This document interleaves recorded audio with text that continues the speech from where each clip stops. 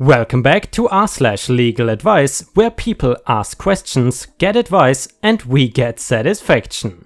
If you are new around here, please don't forget to subscribe to the channel to join our awesome community, and without any further ado, let's dive right into the stories.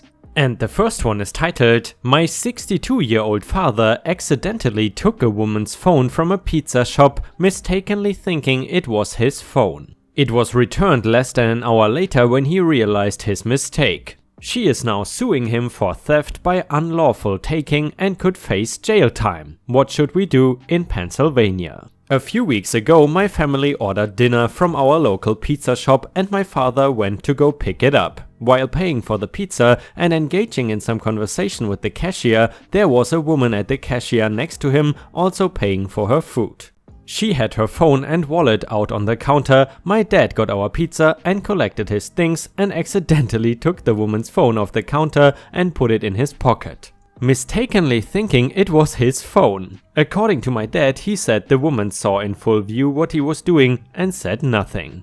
About a half hour later, a police officer comes knocking on our door. The officer stated that a woman from the pizza shop was missing her phone and the Find My iPhone app tracked it to our house. My dad looked in his pocket and saw that he had the phone they were looking for along with his actual phone. He realized his mistake, apologized profusely and gave the phone back to the officer. He explained that it was an honest mistake and he never meant to steal anything from the woman. The officer seemed to understand, even laughed a little bit, took the phone and returned it to the woman. Today, my dad received a court-ordered letter stating that the woman intends to press charges of theft by unlawful taking. The letter states that my dad willfully and unlawfully took the woman's property with no intention of returning it to the woman and intended to sell the property stolen. The letter states that if he is found guilty, he could face a fine, community service, or even jail time. This was 100% an honest mistake. My dad is an old man who has never stolen anything in his life and has no criminal record.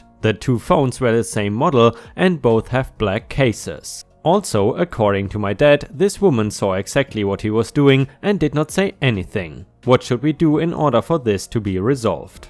And a user in the comments said, "Your dad needs a criminal defense lawyer as soon as possible. He should not talk to the police or the woman suing him at all." And guys, if your father was in this unfortunate situation, what would you suggest him to do? I think lawyering up is definitely a good decision if you ask me.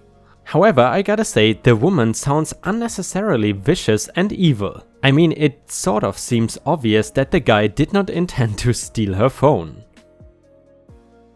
Update to the pizza shop's story. Hey guys, thank you all for responding to my first post. We took a lot of your advice, scrounged up some money while sacrificing some bills, several days of work and our family vacation, and hired a lawyer for my dad. I wish things had turned out better, but unfortunately they did not. We ended up going to court where our lawyer tried to explain to the judge that my dad is a family man with no criminal record and this was an honest mistake. Both our lawyer and the girl's lawyer were willing to throw the case out, but the girl would not let that happen. Turns out this girl is only an 18-year-old high school senior who wanted my dad prosecuted to the full extent of the law. There was a security camera video of my dad taking the phone, which none of us have seen, but apparently is pretty damning. He was instructed to either play it down to a misdemeanor or go to a full trial. After talking to our lawyer, we considered going to another trial and countersuing for legal fees, loss of potential income and emotional distress, but we are not rich people by any means and couldn't afford legal fees of going to another trial and absolutely could not afford my dad being found guilty. He ended up just pleading it down to a misdemeanor. He was fined $500 and now has a misdemeanor on his record for the next 5 years. Thankfully, the case is closed and this is over, but we lost thousands of dollars in legal fees and he now has to deal with a criminal record for the next 5 years. I effing hate this girl and I wish I could speak my mind to her, but I've been instructed to just bite my tongue and eat it. Thank you all for your help, and while I know this could have been a lot worse, I wish this could have turned out better. And that really makes you think what motivated the girl to be like this. As I said before, this obviously seems like an honest mistake. So why would you want to put a family father through this? I don't really get that, to be honest. And the next one is titled Questions about a sex offender / paroled felon wanting to falsely claim my home as his residence. In Virginia, I rent a room in a 2-bedroom house. The other bedroom is occupied by my landlord / roommate, Jeff. Jeff inherited the house and is the only owner. In our extended circle of acquaintances is a man who is a paroled felon and registered sex offender.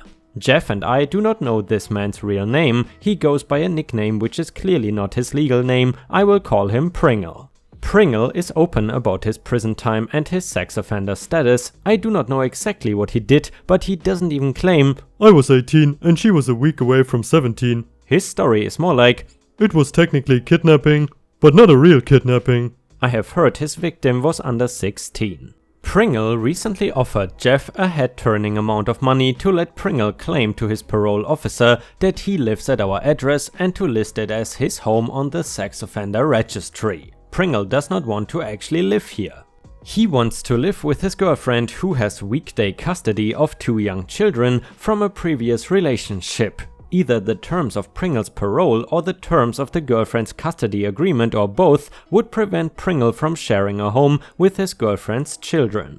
Jeff is considering this request. It is, no joke, a lot of money. Jeff is not generally a sketchball and he's never been arrested. He doesn't even smoke weed, but he has debt to pay down and he's kind of dumb and likes to be helpful. We have gotten nuisance couch surfers that way before, but not like this. I am not okay with this at all. Presumably Jeff would have to furnish Pringle with a lease or other documents to prove to a parole officer that Pringle lives here, which I expect would allow Pringle to actually move into the house if he wanted, because the cops and the court are not going to care if it is a fake lease.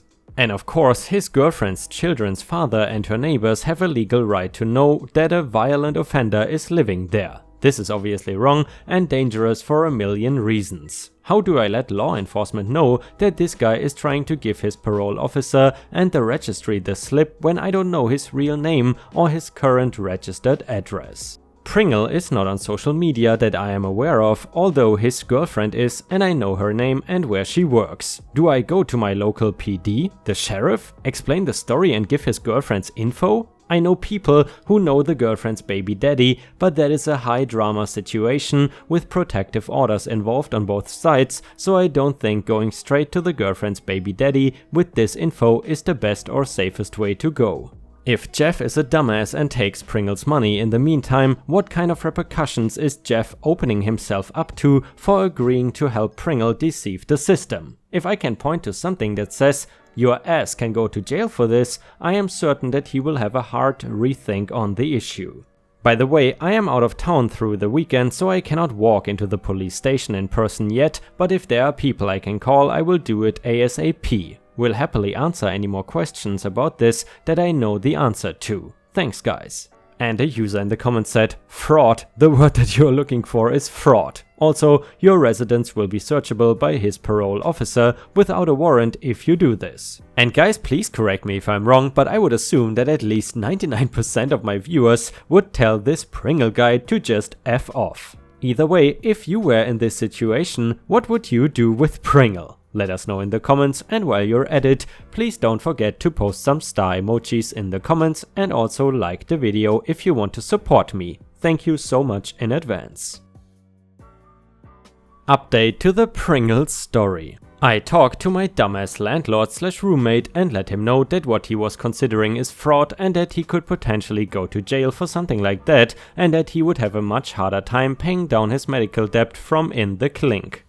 I told him that I was telling the authorities no matter what, but that I did not want to get him in trouble or cause problems for him, and he agreed to cooperate with me. On the advice of someone here, I got in touch with the Department of Corrections and they were able to direct me to the probation and parole office in my city. I talked to someone there who had someone else call me back later and get all the information I could give. Pringle's alias was known to the parole department and they said they would look into it and get back to me if they needed more details from me or Jeff. The important thing that happened was that somebody else, from what I heard from mutual friends, a relative of the girlfriend, also contacted the authorities within a few days of me. Pringle was offering Jeff so much money because he was in a really tight spot, as Pringle had already moved in with the girlfriend and had been living there for a couple of weeks and was on bad terms with the people at his previous address, so they were not going to lie for him and say he still lived there. The girlfriend's relative, worried about a sex offender in the house with the girlfriend's young kids, let the police know that he was living with kids in violation of his parole. Some cops did come by and talk to me and Jeff showed them the message from Pringle trying to set up the deception, but they really didn't need much from us. They warned us we could possibly be subpoenaed later. We have not heard from anyone yet, but it's only been a couple of weeks. From what I've heard from others, Pringle is back in county jail for his parole violation, and Pringle's girlfriend's baby daddy wants to use this to force some changes in their custody agreement, which is almost certainly for the best. They have a really volatile relationship, but he seems to care about his kids a lot, and obviously their mom has pretty bad judgment. To the best of my knowledge, the little kids are okay, even though someone else turned the guy in for this. I'm still glad that I was able to do the right thing. Thanks for your help, Legal Advice. And the next one is titled, Neighbor likes to shoot guns, bullets are hitting my mother's house, police won't help because he's on his property when shooting. This happened in South Carolina. Hi everyone, long-time reader, first-time watcher. I always wondered when something would happen in my personal life to get me to post here. So I don't have the talent in Microsoft Paint that some other posters do, but the setup is pretty simple. My mother lives in a home in a planned housing development, and her home is on a row on the exterior of the overall property being developed. Behind her is a large drainage which is probably 200 to 300 inches wide or so. 6 months ago my mom moved into a new house and it's been pretty nice. However, in the last few weeks she's been hearing sounds from the woods across the drainage behind her house. She asked the neighbors about the sounds and they told her that it was a neighbor living over that way who likes to shoot wild pigs, rabbits, squirrels and other assorted vermin. Apparently they have all gotten used to this. For the last month, my mom tells me she occasionally hears something hit her house but could never figure out what. One night last week, she's on her back porch eating dinner when she hears a whole neighbor shooting and then hears the thing hitting her house sound, after which a small piece of metal lands on her table. She takes it to friendly neighbor next door later, who tells her it is a .22 caliber bullet. After soliciting everyone in the world for advice, she calls the police. A police officer arrives, asks her some questions and then at the end tells her that she probably won't like what he's going to tell her, but since a whole neighbor is shooting guns on his own property, he is legally in the clear. Police officer leaves and my mom talks to the growing crowd of friendly neighbors around her house, wondering what is going on. She talks about it and they confirm her story. Apparently the police have been getting complaints for years about bullets hitting homes and never do anything because multiple neighbors have had the same thing happen before.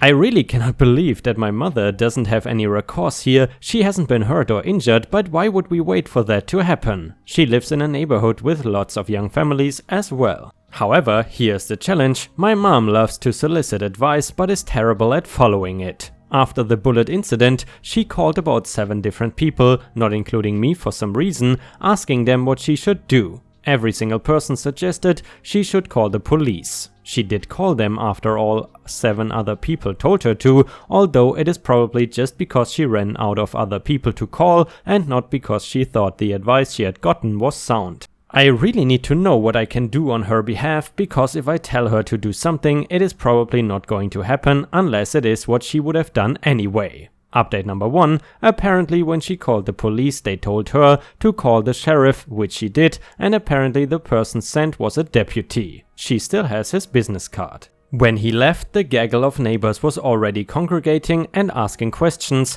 Again, this is apparently an ongoing issue, and he said that there will be an investigation and it will take some time. I am wondering if that is code for there won't be an investigation and I'm hoping you forget about this and stop calling. Either way, she's going to wait and see if anything happens. I told her to give it a week and then call the sheriff's office back to see if there have been any updates. And a user in the comments said, we had a similar problem. The person that was most interested and was ultimately able to solve the problem was the game warden. I am in Ohio and not South Carolina, but if he is shooting things out of season, the game warden should be interested. Update to the neighbor shooting story. Things are currently quite confusing. Starting off, I would like to reiterate something I hatched my original request for help with. I really need to know what I can do on her behalf, because if I tell my mother to do something, it's probably not going to happen unless it is what she would have done anyway.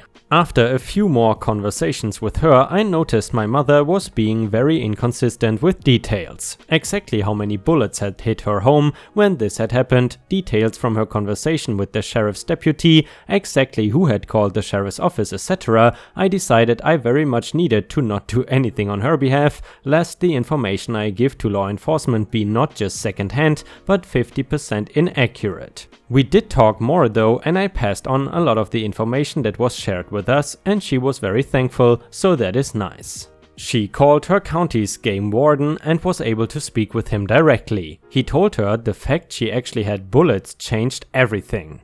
Unfortunately, as far as I know, she has not followed up with his office, and that is where things with the game warden stopped. She also said that her neighbors escalated with the sheriff and 2 detectives came, took statements, collected evidence and said that there was an open investigation, but did say the evidence seemed pretty strong on the side of my mother and her neighbors. I am not aware of any follow-up in regards to this, nor do I know if they actually talked to my mother or took the bullet fragments that she had collected. By the way, I am positive that either someone will PM me or post that I should be concerned with my mother's lucidity because she's so incredibly inconsistent with details. However, this is just how she is. She taught English and creative writing and tends to fill in details with guesses anytime she talks about anything in narrative form. When she does not understand an important point, she makes an explanation up that seems reasonable to her. I am in my mid-30s and she's been like this my whole life. I have no doubt that the story she has told me is true. She's an honest person really, but she's frequently an unreliable narrator. Luckily, I know her well enough that I can generally figure out how true something she tells me is on an overall basis and which parts are likely spacious.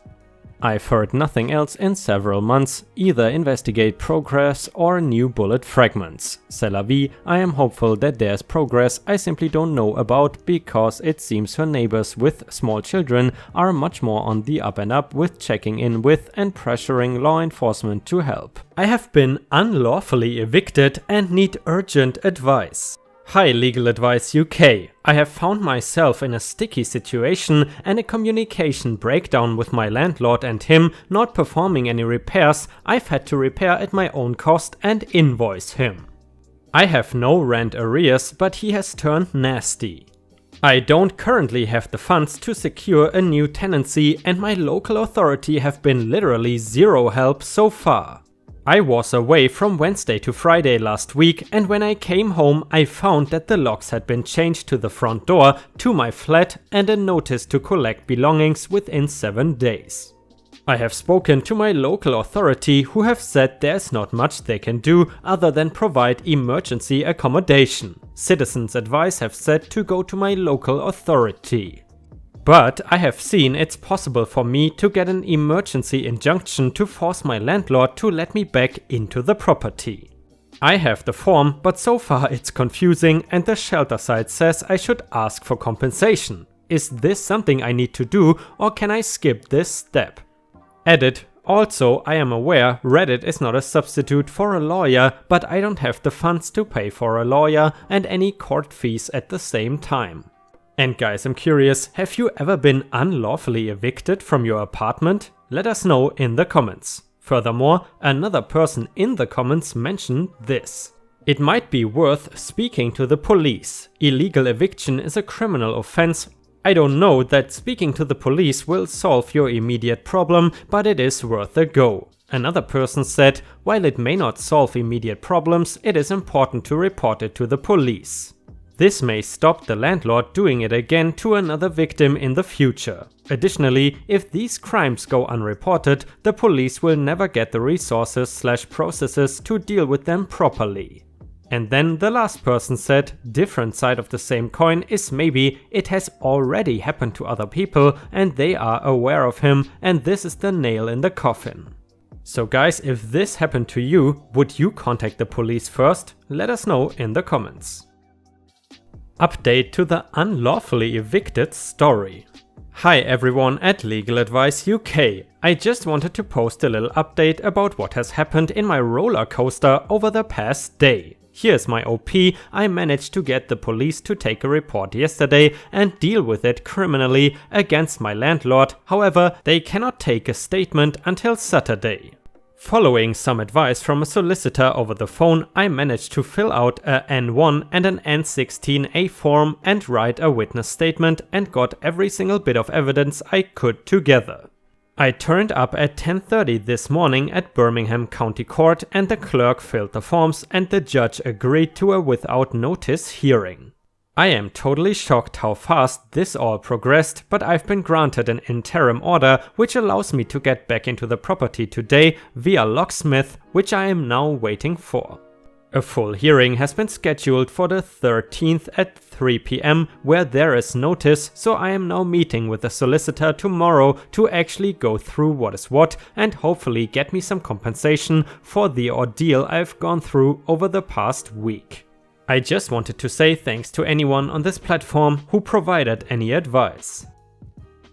Update number 3 to the unlawfully evicted story. So, not much has changed in my saga of getting illegally evicted since I posted my last update here. I've been back in my flat since Thursday and was due to make a police statement for the unlawful eviction today. So here is what I actually want to update. A sergeant from West Midlands Police just phoned me ahead of our appointment. He asked what assault or criminal damage I have suffered. I explained that I have not been physically injured, but an offense under the Protection from Eviction Act 1977 has been committed. He told me that this is a civil matter and would not get police involvement, and also the fact I am back in the premises means that if they were to get involved, there is now nothing they can do. This seems utterly ridiculous. She evicted me and left me homeless for 5 days until I took action into my own hands and got a court to see sense. Is it wrong that I want her to be dealt with and convicted for committing this criminal offense? If the police are refusing to deal with this, what can I do? Update number 4 to the unlawfully evicted story. Just to clarify, I no longer need advice, but I wanted to keep the title the same as my previous posts. So I firstly want to thank anyone who gave me support while I was going through this horrendous ordeal, and for anyone who missed my post, here it is. So it has been a week since I've been back in my flat and it's been pretty horrendous. Somehow the mains electric have been turned off 3 times in the cupboard in the ground floor that holds the meters, which is really odd because this did not happen once prior to this week. The lock on my mailbox has also been changed, so I guess you can say it was a good week. However, the very exciting part is what happened yesterday. I went to my court hearing and my landlady literally dug her own grave and in her rage completely admitted to her harassment of me. Not only that, but she justified it saying that I am in her property illegally. I was granted my injunction to remain in the property, however, I have agreed to leave on Monday, the 2nd of March. I know this feels like a whole lot of stuff and hassle just so I could remain in the property for a further 3 weeks, but it is my flat and she had no right to just kick me out. The icing on the cake of this all is a judgment for compensation and costs to the value of £5,765, which I guess is around $6,200, which is a totally unexpected and life-changing sum for me. Assuming she actually pays this, I certainly think I have a battle to get the funds from her. But again, thank you to everyone for your support, I appreciate everything from all of you. And the next one is titled Reclassified from Employee to Contractor.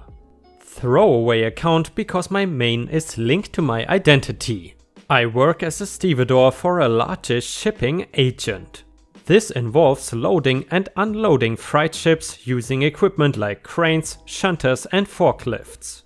Currently I work 12-hour shifts, 4 days on 4 days off for an hourly wage and I am classed as an employee. Unfortunately, we are not unionized and my employer is trying to reclassify all stevedores as independent contractors and is changing the method of working to accommodate this. The new system involves the use of a mobile phone app to display expected ship arrivals, allows stevedores to bid on work and submit invoices for payment. There are no shifts anymore, we are meant to undercut our former colleagues to secure individual load/unload jobs which pay out a set fee determined by the amount of cargo moved.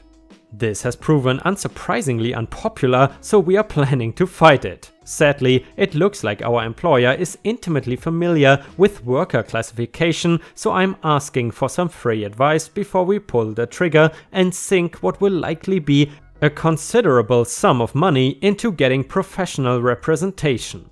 So far, I've gone through the government's checklist for determining employees versus contractors and come up with the following. First, we could feasibly post a loss as we would be responsible for our own insurance and can choose to accept no work. Second, we can decide what work to do and when and how to do it. Also, we can hire a subcontractor to do the work. Furthermore, the work is available at a set price based on tonnage, not on time. Equipment hire is deducted from our fee, but we could feasibly bring our own cranes. Some of the work is billed directly to various shipping companies that own the boats, so we would have multiple clients. In addition, we put in bids for work and invoice to get payment. We are not under direct supervision. To my untrained eye, this looks like we are shit out of luck as the new system ticks all the correct boxes to reclassify us as independent contractors. But I would appreciate a professional opinion. Thanks for reading. A user in the comments mentioned this. This is a nightmarish 21st century update of why dock workers unionized in the first place.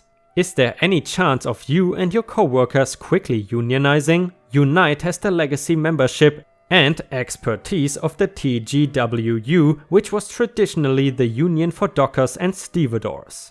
And another person said, this seems like classic union material, maybe I'm just basing this on my perception of the US, but aren't stevedores meant to be super unionized anyway? As an aside, moving huge amounts of expensive product safely is pretty close to top of the do you really want the lowest bidder doing this list. And the next one is an update to the dock worker story. Unusual update, but 20 out of 26 of us handed in our notice within a week of that threat being made, with a good dozen of us also putting in sick lines for our notice period. This lack of staffing caused the company to lose most of its contracts. It is now in the process of winding up business. Every former employee has either got another job or retired. What I've learned from this: don't F with your workers and unionize. And the next one is titled Made Redundant on Maternity Leave. Not sure it was legal. Hi everyone, thanks in advance for any help you can offer. So, as the title says, I was made redundant while in maternity leave. In more detail, I was 5 days away from returning to work and was called in for a meeting. Everyone had to go for one as they were being transparent regarding the state of the company. So I went in on the Wednesday for the meeting. They had explained that they were making 2 redundancies as workflow had slowed down, and if 2 people did not volunteer, then they would have to use a point scoring system. Of course, no one gave up their job, but I thought I would be okay as I had been running my own account, had taken 1 sick leave day when I was pregnant apart from routine appointments, and had taken about 4 sick days in my entire 3-year employment. I've never had a disciplinary or been in any trouble of any kind, so was in complete shock when I found out that I was one of the 2 who were being let go. What really takes the cake though is that the person who I trained to cover me is still there, still doing my job. It has been just under 2 months and they keep stringing me along saying they might get new work in but need someone full-time, not flexi-time etc, but they know that's not possible. We don't get paid enough for full-time daycare. Is there anything I can do? I'm running out of money fast. We signed a new tenancy agreement and cannot even use the mutual break clause for another 2 months with 2 months notice. I know I've only got 1 more rent in my account as it goes.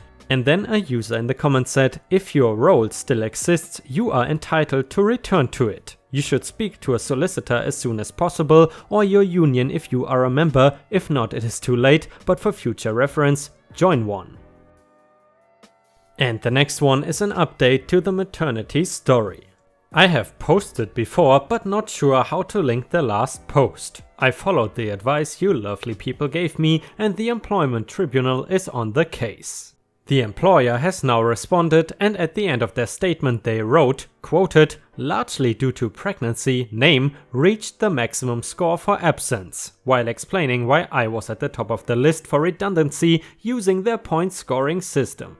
Of course, 99% of these were routine antenatal appointments and emergency procedures, all due to my pregnancy. Any advice on what to do next? I've requested all the paperwork for all my appointments from the docs, so I will have the proof, but feel like my ex-boss has put his foot in it with this one.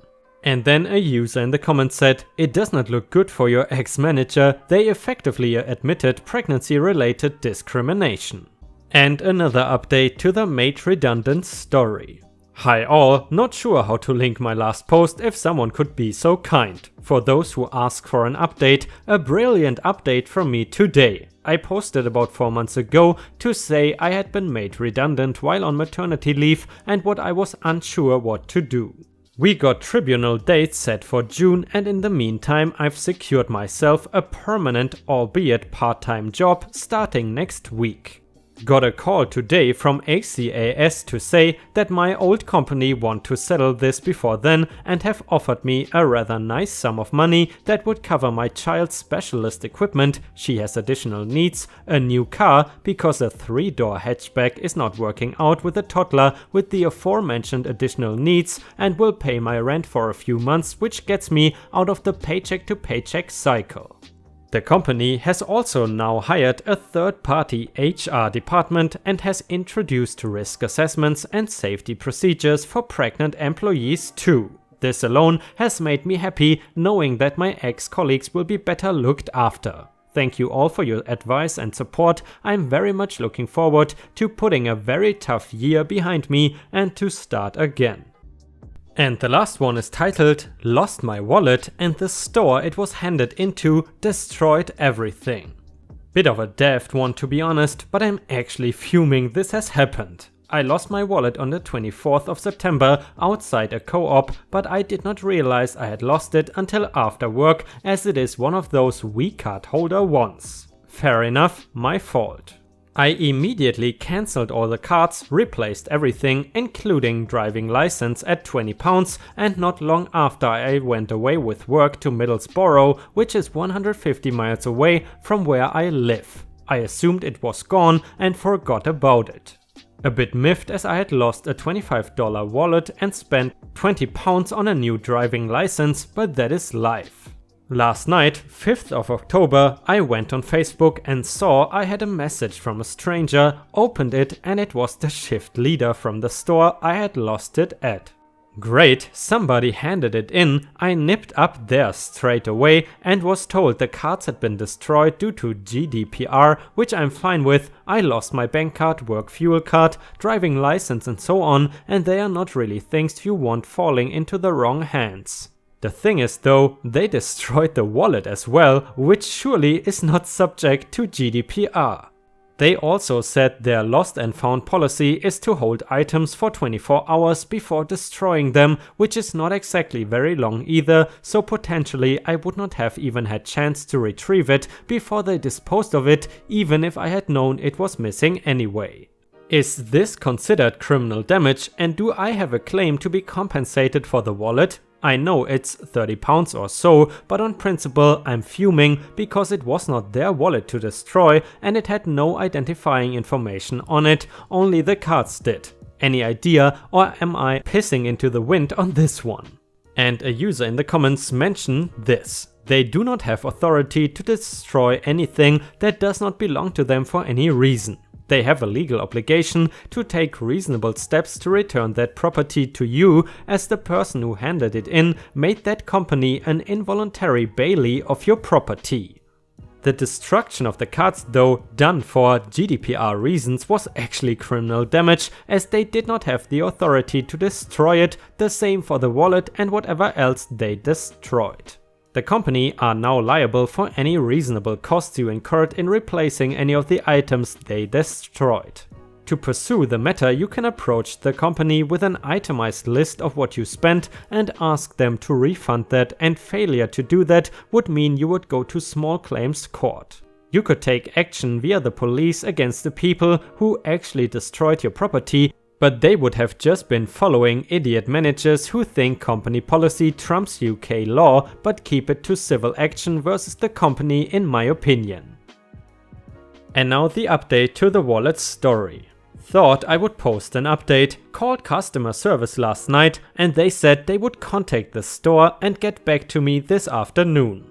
Long story short, the manager got a good rattling for what happened, and they initially offered me £30 for the wallet. I refused and said I'm still out the cost of a driving license. Guy on the phone went and spoke to his manager, and they increased it to the full £50. They are paying it onto my co-op card, which is not ideal, but I just want the money at this point, and that is the easiest way to do it. And guys, unfortunately we have already reached the end of the video. I hope you enjoyed today's stories, and if you haven't already, please also go to patreon.com/ripeyoutube, where I upload exclusive Reddit videos starting at just $3 a month. This is a great way to support me in case you are interested, and the chance for me to become independent from YouTube revenue.